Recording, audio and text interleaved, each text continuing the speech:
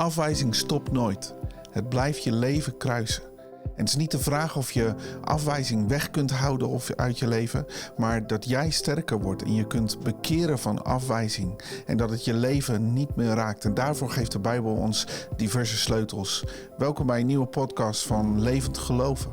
De podcast die jouw geloof wil bouwen en je relatie met Jezus wil verdiepen.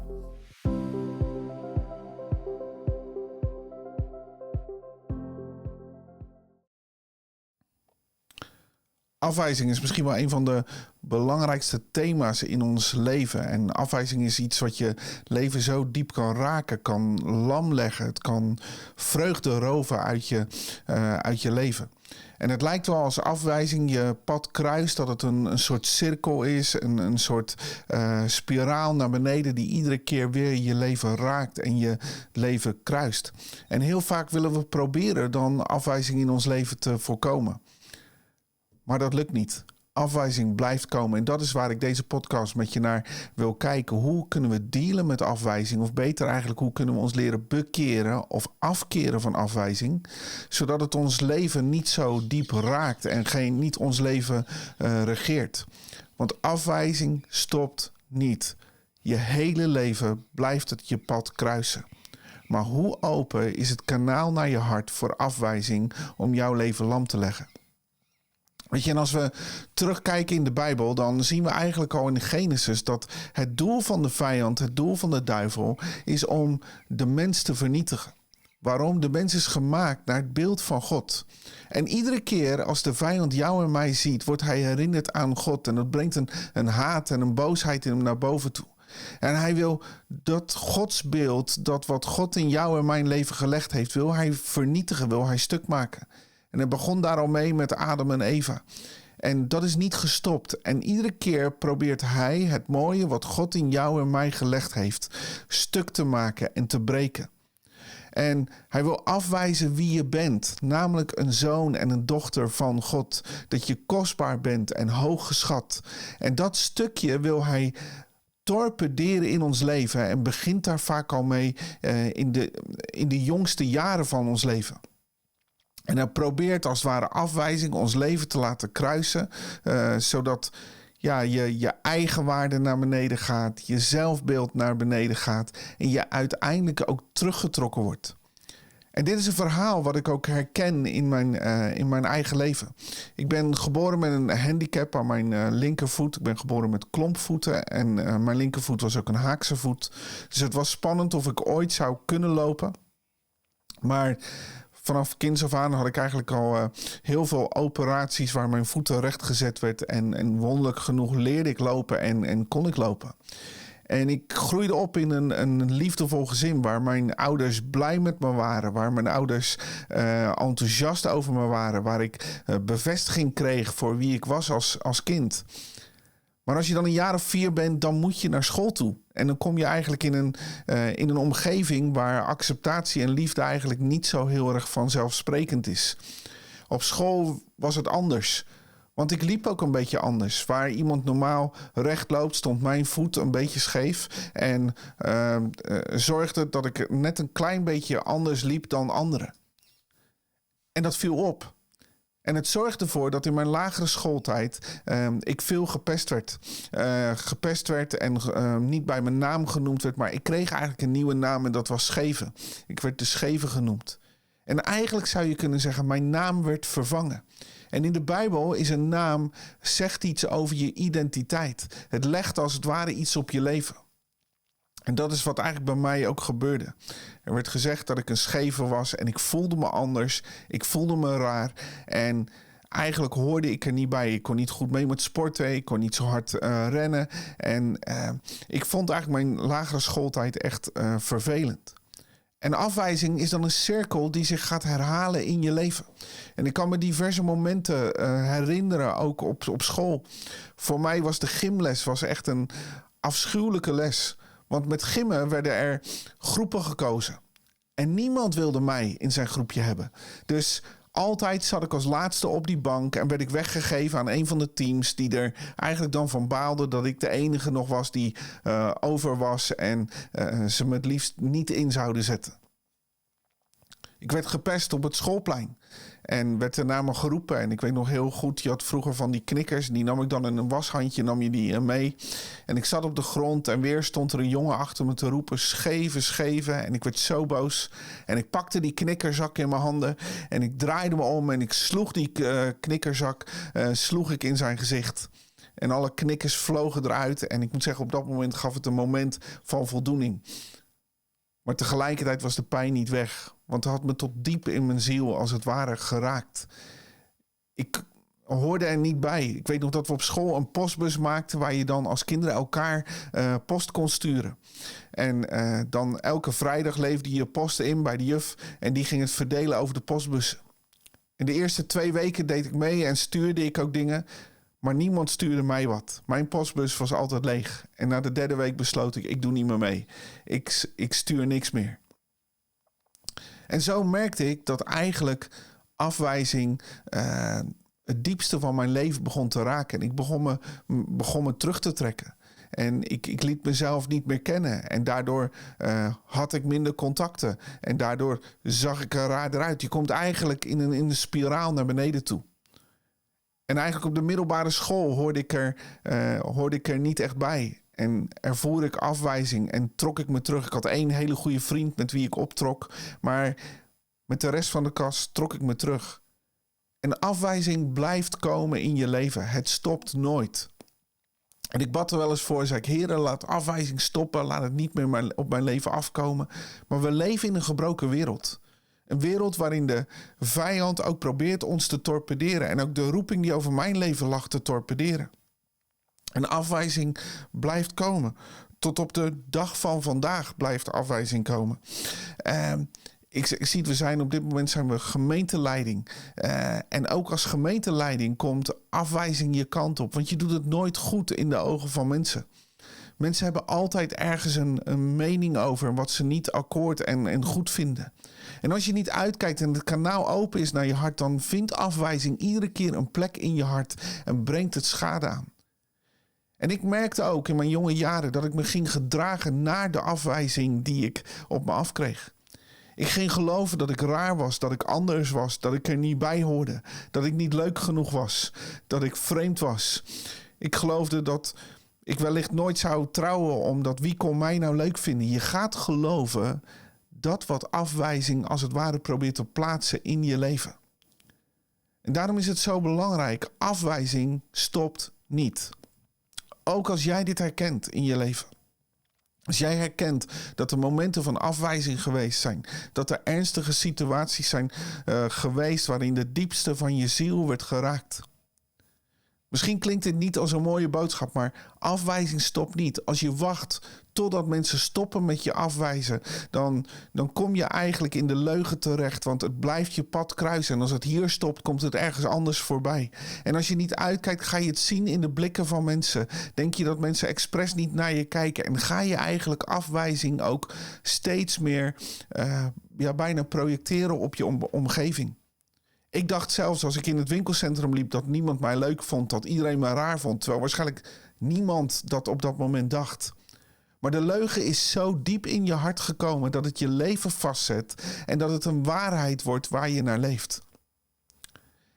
En ik wil met je kijken hoe we niet afwijzing kunnen stoppen om ons leven te kruisen, maar hoe we er kunnen voor zorgen dat afwijzing geen grip meer krijgt op ons leven. Want het is nodig dat we ons bekeren van afwijzing. Dat we de toegang voor afwijzing in ons leven gaan sluiten. Ik bedoel hier niet mee dat je een muur om je heen bouwt. Dat je onaantastbaar wordt. Maar ik bedoel ermee dat de leugen over je leven gebroken wordt. En je gaat leren leven in de waarheid die God over je leven spreekt. Want afwijzing is niet nieuw. Ook in de Bijbel zie je afwijzing. Een van de grootste mannen uit het Oude Testament, David, had te maken met afwijzing. Denk even terug aan het verhaal dat Samuel naar het huis van Isa gaat en om een koning te zalven. En hij vraagt aan hem, roep je kinderen. En hij roept al zijn kinderen, behalve David. Hij roept al zijn zonen. En die staan er op een rij. En Samuel gaat er langs. En God zegt iedere keer, dit is hem niet, dit is hem niet, dit is hem niet. En dan zijn alle zonen op. En dan denkt Samuel, hoe kan dat? Ik moest naar dit huis toe. En dan vraagt hij aan de vader, is er nog een kind? Oh ja, zegt hij, ik heb nog een zoon, David. Wat een diepe afwijzing. Dit moet David gevoeld hebben. Dat hij eigenlijk er niet bij hoorde, afgewezen door zijn vader. Hij was eigenlijk, de Bijbel zegt dat hij waarschijnlijk een buitenechtelijk kind was. En hij hoorde er dus niet bij, geroepen. En dan wordt er een slaaf gehaald, een dienaar gehaald, die hem dan nog even gaat roepen, oh, jij moet ook nog komen. En ook in Davids leven zien we hoe de cirkel van afwijzing eigenlijk doorloopt. Afgewezen thuis. Maar vervolgens komt hij bij Saul terecht. En in eerste instantie is hij de man die het goed doet, die legers verslaat. Maar Saul begint hem te haten en Saul probeert hem zelfs te vermoorden. David gaf zijn leven eigenlijk voor Saul. Zette zijn leven iedere keer in de waagschaal. Hij was trouw aan Saul, maar toch werd hij door Saul afgewezen. En hij moet op de vlucht en opnieuw kruist de afwijzing zijn leven. Jaren later, als hij koning is en de ark binnen wil brengen in Jeruzalem, kijkt Michal, zijn vrouw, uit het raam. En er staat, en ze veracht hem in zijn hart omdat hij staat te dansen en te feesten. Opnieuw raakt afwijzing het leven van David, want ze zegt het ook tegen hem. Wie ben jij dan dat je zo staat te doen? Wat doe je dom, wat doe je raar? Je bent de koning en niet een of andere gewoon volk wat daar staat te dansen. Ze wijst hem af. Nog weer jaren later wordt hij verraden door zijn eigen zoon, Absalom, die een staatsgreep probeert te plegen. Afwijzing is nooit gestopt in het leven van David. Het bleef zijn leven kruisen. Maar ik zie iets anders. Ik zie dat David zich weet te wapenen tegen afwijzing. Zodat hij niet een teruggetrokken man, een verbitterde man, een boze man wordt. Maar het is een krachtige koning. De Bijbel zegt een man naar Gods hart. Hij wist op een of andere manier de toegang naar het diepste van zijn hart te sluiten voor afwijzing. In zijn psalmen is David eerlijk wat hem soms overkomt. En het is ook niet dat de afwijzing hem niet raakt. We hoeven geen robots te worden die geen pijn hebben of die niks voelen. Nee, hij benoemt in de psalmen hoe afwijzing hem raakt. Maar altijd eindigt hij zijn psalmen waarmee hij zich als het ware omkeert. En zich naar God keert. En zegt, God, maar aan u hou ik mij vast. U bent mijn rots. U bent mijn schuilplaats. U bent degene die mij uitgekozen hebt. U bent degene die mij overwinning zal geven. Iedere keer bekeert hij zich van afwijzing en stapt als het ware met zijn blik gericht naar God toe en laat de waarheid van God over zijn leven binnenkomen. En dit zorgt dat David geen verbitterde man wordt, dat het geen teruggetrokken man wordt die zijn koningsmantel in de wilgen hangt en ermee stopt, maar eigenlijk kan dealen met iedere keer dat afwijzing zijn pad kruist. Hij keert zich om naar een andere waarheid. Hij weigert dat de afwijzing zijn leven binnenkomt en zijn leven begint te regeren. Ik zie het ook in het leven van Jezus. Ook Jezus had te dealen met afwijzing. Jezus is door zijn vrienden verlaten. Zijn vrienden laten hem gewoon alleen in het moeilijkste moment van zijn leven, terwijl ze jaren met hem optrekken. Petrus die hem verraadt, ontkent dat hij hem kent en Jezus wist het. En toch neemt hij hem terug in dienst. Jezus die door zijn eigen discipel wordt uitgeleverd en hij weet het dat Judas hem zal verraden. En toch trekt hij jaren met Judas op. En viert hij met hem het Pascha. Jezus die zoveel mensen genezen heeft. Maar daar op het plein bij Pilatus roepen ze allemaal om zijn dood. En ik heb me zo voorgesteld hoe hij daar stond en keek over de menigte. De menigte die riep, kruisigt hem, kruisigt hem. En misschien wel dacht hij, maar jij kon niet lopen en ik heb je genezen. Jij was blind en je kan zien. Degene voor wie hij er geweest was, waren ook de mensen die riepen, kruisigt hem. Het was een diepe afwijzing in zijn leven. Het volk hoefde hem niet. En toch, Jezus raakt niet verbitterd. Maar hij richt zich naar zijn vader. Hij richt zich omhoog. En dan zegt hij, als hij naar zijn vader kijkt, zegt hij, vergeef het hun, want ze weten niet wat ze doen. Jezus laat niet de afwijzing binnenkomen, maar hij kijkt naar zijn vader en hij weet wie die is. Hij weet dat hij de Zoon van God is, maar hij weet ook wat zijn opdracht is. Hij weet wat zijn missie is. En de afwijzing berooft hem niet van zijn bestemming, berooft hem niet van zijn doel, maar door te kijken naar zijn vader gaat hij door. Ook sterk wat hij zegt, vergeef het hem. Vergeving maakt je los van de ander. Als we afgewezen worden, hebben we eigenlijk het verlangen dat de ander het recht maakt. Dat de ander op terugkomt en zegt, dit had ik niet moeten doen. En we denken dat dan pas de genezing binnenkomt. En ja, het is fijn als een ander je recht doet of op dingen terugkomt. Maar vaak is het niet zo. En dan blijven we maar wachten en blijft de pijn totdat de ander het heelt. Maar dan zijn we afhankelijk van de ander. En als de ander niet komt, blijven we rondlopen met de bitterheid en de boosheid en de afwijzing. En komt die op een diepe manier in ons hart.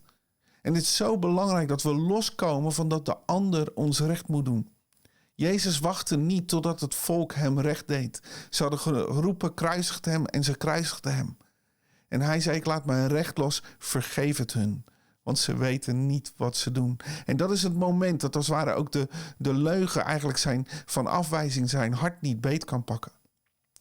En in afwijzing is het belangrijk dat je weet wie je bent. Jezus wist wie hij was. Hij was de Zoon van God. En toen hij gedoopt werd, sprak God, dit is mijn geliefde Zoon in wie ik mijn welbehagen heb. Dat is wie je bent. Alsof hij tegen zijn zoon zei, je gaat nu op weg en zoveel mensen zullen je afwijzen. Zoveel mensen zullen boos op je zijn. De farizeeën zullen je het moeilijk maken. Maar weet wie je bent. Je bent mijn geliefde zoon. Wat er ook gebeurt, wat mensen ook zeggen, wat mensen ook doen, welke weg je ook moet gaan. Dit is wie je bent, mijn geliefde zoon. En ik bevestig je en ik ben trots op je. En dit zorgt ervoor dat Jezus niet de erkenning van Petrus nodig heeft die hem afgewezen heeft. Hij wacht niet eens op het sorry van Petrus. Hij vraagt gewoon, hou je van me? En hij herstelt Petrus. Waarom? Omdat hij weet wie hij is. Petrus kon niet afwijzen in Jezus wie hij was. Ondanks dat hij hem verraadde. Ondanks dat hij ontkende dat hij hem kende. Het kon Jezus niet van binnen diep raken, omdat hij wist wie hij was. Ik ben Gods geliefde zoon. En dit is zo belangrijk als we afwijzing het hoofd willen bieden. Dat we leren, net als David, om ons om te keren naar de waarheid van God. Dit is God wie u bent. Dit is wat u zegt. Dit is hoe u naar mij kijkt. En net als Jezus ons omkeren naar God en zeggen, u heeft gezegd, ik ben uw geliefde zoon. En wat mensen ook doen, wat mensen ook zeggen. Het kan het diepste van mijn wezen eigenlijk niet raken. 2 Timotheüs 1 vers 7 zegt, God heeft ons niet een geest van lafhartigheid gegeven, maar een geest van kracht, liefde en bezonnenheid. Als je hier naar kijkt, naar deze tekst, dan staat er bij lafhartigheid, eigenlijk staat er letterlijk het woordje angst of timide zijn. En dat is precies wat afwijzing doet. Afwijzing maakt je bang voor wat mensen vinden. Wat mensen de volgende keer zullen zeggen. Hoe mensen op je zullen reageren. En het zorgt er eigenlijk dat je geest angstig wordt om in groepen te zijn. Om dingen te doen. Om nieuwe dingen te ondernemen. Stappen te maken. Bang dat je teleurgesteld wordt. En het zorgt eigenlijk dat je geest timide wordt. Dat je geest zich terug begint te trekken. Naar de achtergrond gaat. En God zegt, dat is niet de geest die ik je gegeven heb. Ik heb je gegeven een geest van kracht. En daar staat eigenlijk in het Grieks het woordje dynamis. Wat wij tegenwoordig voor het woordje dynamiet gebruiken. Iets wat invloed heeft in zijn omgeving. Wat dingen in beweging zegt. Eigenlijk zegt het, jij mag je plek innemen. Ik heb je een geest gegeven waar je je plek in mag nemen. En ik heb je gegeven een geest van liefde. En de Bijbel zegt, de volmaakte liefde drijft de vrees uit. En de volmaakte liefde is Jezus zelf. Hij is ons voorbeeld. En zoals God zei tegen Jezus, je bent mijn geliefde zoon. Zo zegt God tegen jou en mij, je bent mijn geliefde zoon. Je bent mijn geliefde dochter. En laat dat de diepste van je hart vullen, zodat het elke vrees uitdrijft. En Jezus zegt, ik heb voor jou de prijs betaald. En ik heb je vrijgezet. Ik ben gekomen om je vrij te zetten. En dat je leven vult, dat het diepste van je leven vult. En ik heb je gegeven een geest van bezonnenheid. In het Engels staat er een sound mind of self-control. Het betekent eigenlijk dat de controle niet overgenomen wordt. Afwijzing neemt de controle uit handen. Anderen gaan bepalen wat je wel of niet doet. Je angst voor mensen bepaalt welke stappen je wel en niet neemt. Maar de Bijbel zegt hier, ik wil je geven een geest van self-control. Van een sound mind, vrede in je hart. Waarom? Als je gevuld bent met zijn waarheid, dan wat mensen ook vinden, het kan jou in diepste zin niet meer beïnvloeden. Is dat dan altijd zo? Nee, het is een proces wat we iedere keer moeten doorlopen. Zoals je dat ook bij David ziet. Dat iedere keer in zijn psalmen soms de afwijzing hem raakt. Maar hij besluit zich te bekeren en om te keren naar de waarheid. In plaats van de leugen verder binnen te komen.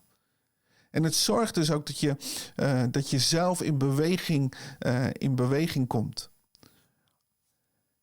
Ik heb dat zelf gemerkt in mijn leven. Ik had de opleiding gedaan tot docent en zet mij voor een klas. En ik vind het superleuk met jonge mensen. En ik stap daar in mijn rol. En gaat allemaal prima. Maar zeker in mijn jonge jaren had ik ook echt nog last van afwijzing. En dat ik me raar voelde. En als er dan pauze werd, dan moest ik eigenlijk naar beneden, naar de docentenkamer. En daar zag ik verschrikkelijk tegenop. Want dan was ik niet in mijn rol. Dan wist ik niet waar ik moest gaan zitten. Vinden mensen het wel leuk als ik bij hun aan tafel kom zitten? Wat moet ik zeggen? Wat moet ik doen? En ik merkte dat ik eigenlijk allerlei excuses had om andere dingen te gaan doen. Ik moet nog even wat kopiëren. Ik moet nog even wat voorbereiden. Ik moet nog dit of moet dat. En eigenlijk merkte ik dat ik geen pauze meer beneden was. En ik merkte ook dat het niet was omdat ik veel te doen had. Maar ik zorgde dat ik veel te doen had, zodat ik niet naar beneden hoefde. Ik leefde eigenlijk naar de afwijzing in mijn hoofd. Dat niemand mij leuk en aardig zou vinden. En toen dacht ik, als ik dit niet doorbreek, als ik me niet hier samen met God van bekeer, dan wordt dit het spoor van mijn leven. Dan is dit hoe ik me altijd in groepen zal gedragen. Dit is niet wat ik wil. En ik besloot dat te gaan doorbreken. En ik had zo het gevoel dat God tegen me zegt, je mag er zijn. Je mag er zijn. En ik besloot in de pauze naar beneden te gaan. En terwijl ik op de trap naar beneden liep, zei ik tegen mezelf, ik mag er zijn. Ik mag ook een plek in deze docentenkamer innemen. Ik mag gewoon ergens gaan zitten. En ik liep naar beneden en ik voelde me helemaal niet chill. Ik voelde me helemaal niet goed. Maar ik wilde dit doorbreken. En dan ging ik daar zitten en zei ik tegen mezelf, ik mag hier zijn. Ik mag hier zijn. En vervolgens na een paar keer naar beneden en zei ik ga met één iemand praten. Vragen hoe het was, hoe zijn les was of hoe haar les was. Ik ga één praatje aanknopen. En zo eigenlijk begon ik me te bekeren van afwijzing en te wandelen in de waarheid van God dat ik er mocht zijn. En ik heb op die manier afwijzing moeten doorbreken in mijn leven. En als ik eerlijk ben, op momenten dat ik heel moe ben, is het nog steeds iets waar ik me bewust van moet zijn om niet te leven naar oude afwijzing, maar te leven naar de waarheid van God in mijn leven. Het is God, Jezus zet je vrij, maar het is ook een proces om vrij te leren leven en te gaan wandelen in vrijheid. Dus iedere keer als afwijzing je pad kruist om je te bewust om te keren naar de waarheid. Ik mag er zijn, ik ben uw geliefde zoon of dochter. En wat diegene zegt of wat diegene doet, het is niet de waarheid over mijn leven.